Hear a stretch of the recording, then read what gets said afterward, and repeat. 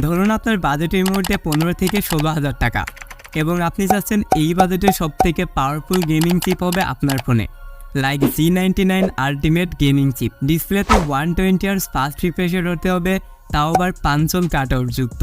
50 megapixel camera থাকতে হবে, যেটিতে 2K-তে ভিডিও রেকর্ড করা যায়। এছাড়াও 5000 mAh ব্যাটারির সাথে 45 ওয়াট ফাস্ট চার্জিং সিস্টেম থাকতে হবে এবং সর্বশেষ সুন্দর একটি ডিজাইন হতে হবে। তাহলে আপনি সঠিক ভিডিওতে ক্লিক করেছেন। কথা বলছিলাম আইটেলের RS4 নিয়ে, যেখানে এই সমস্ত ফিচার্স অ্যাভেলেবেল। তো আজকে ভিডিওতে আমরা এই ফোনটিকে আনবক্স করব এবং এই প্রাইসে সত্যি এগুলো কতটুকু কাজের হবে সেটি জানতে পারবেন আজকের ভিডিওতে।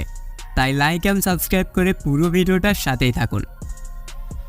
তো শুরু করা যাক ফোনটার বক্স কন্টেন্ট দিয়ে। তো বক্সটি ওপেন করলে প্রথমেই পাবে ডিভাইসটি। এছাড়াও বক্সে চার্জার, কেবল, একটি ট্রান্সপারেন্ট ব্যাক কভার, সিম টুল, ডকুমেন্টেশন সবই থাকবে। ডিজাইন, তো এই ফোনটার ডিজাইন অ্যান্ড বিল্ড কোয়ালিটির কথা বলতে গেলে ফোনটির ডিজাইনকে যথেষ্ট প্রিমিয়াম করেছে itel. Front glass and back plastic বা পলিকার্বনেট বিল্ড। এছাড়াও রিয়ারে থাকবে রাউন্ড ক্যামেরা মডিউল। এই ফোনটিকে বেশ কয়েকটি কালার ভেরিয়েন্টে পাওয়া যাবে, যা আপনারা স্ক্রিনে দেখতে পাচ্ছেন। ফোনটির পোর্শন বাটনের কথা বলতে গেলে ফোনটিতে প্রয়োজনীয় সব ধরনের পোর্শন বাটন থাকবে। সেই সাথে সাইড মাউন্টেন ফিঙ্গারপ্রিন্ট স্ক্যানার তো থাকছেই, যেটি বেশ ফাস্ট অ্যান্ড অ্যাকুরেট। কথা বলা যাক ফোনটার ডিসপ্লে সেকশন নিয়ে। তো ফোনটির ডিসপ্লে সেকশনে থাকছে 6.56 ইঞ্চের একটি IPS LCD প্যানেল, যার রেজুলেশন HD+, অর্থাৎ 720x1612 পিক্সেল। এবং আমি যেমনটা বলছিলাম, এখানে রয়েছে 120 Hz fast refresh rate, 16 million colour, 269 PPI density.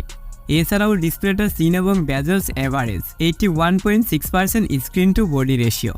সেই সাথে টপ সেন্টারে রয়েছে একটি single punch hole selfie camera. তবে এই ডিসপ্লেতে এক্স্যাক্টলি কতটুকু পিক ব্রাইটনেস আছে এই বিষয়ে কোনো অফিসিয়াল তথ্য পাইনি। তো আমার মতে ফোনটার ডিসপ্লে সেকশন একদমই ঠিকঠাক রয়েছে। হার্ডওয়্যার সেকশন, তো এই ফোনটার চিপ হিসেবে থাকবে মিডিয়াটেক Helio G99 আলটিমেট, যেটি 6 ন্যানোমিটারের 2.2 GHz একটি অক্টোকোর চিপসেট, যার জিপিইউতে রয়েছে মালি G57। এই ফোনটিকে 3টি র্যাম ভেরিয়েন্টে পাওয়া যাবে, 8/128, 8/256 এবং 12/256 GB ভেরিয়েন্ট। ফোনটিতে রয়েছে out of the box Android 13 and ইউআইতে রয়েছে itel OS 13.5। তো এই চিপটার কথা বলতে গেলে এটি দ্বারা সব ধরনের কাজগুলোকে যথেষ্ট ভালোভাবে করতে পারবে। একসাথে ভারী ভারী অ্যাপগুলোকে রান করে মাল্টিটাস্কিং করতে পারবে। অ্যান্ড গেমিং পারফরমেন্সের কথা বলতে গেলে এটি দ্বারা সব ধরনের গেমকেই হাই আলট্রা গ্রাফিক্সে রান করতে পারবে। সেই সাথে 6nm এর প্রসেসর হওয়ায় ফোনটি খুব একটা হিট বার্ন করে না। তো আমার মতে এই প্রাইস পয়েন্ট থেকে সত্যি অসাধারণ একটি চিপ প্রোভাইড করেছে আইটেল।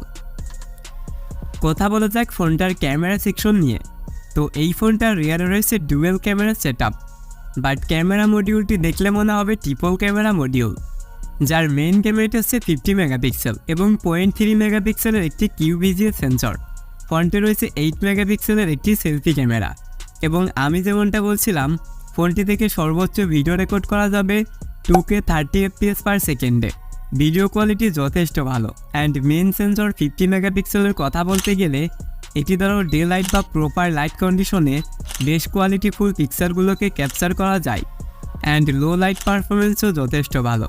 সেই সাথে ফোনটিতে রয়েছে 5000 mAh একটি ইউজ ব্যাটারি অ্যান্ড 45 ওয়াট একটি ফাস্ট চার্জিং সিস্টেম, যে চার্জারটিকে দিয়ে এই ফোনটিকে 0 থেকে 100% চার্জ করতে পারবেন মাত্র 50 মিনিটের মধ্যেই।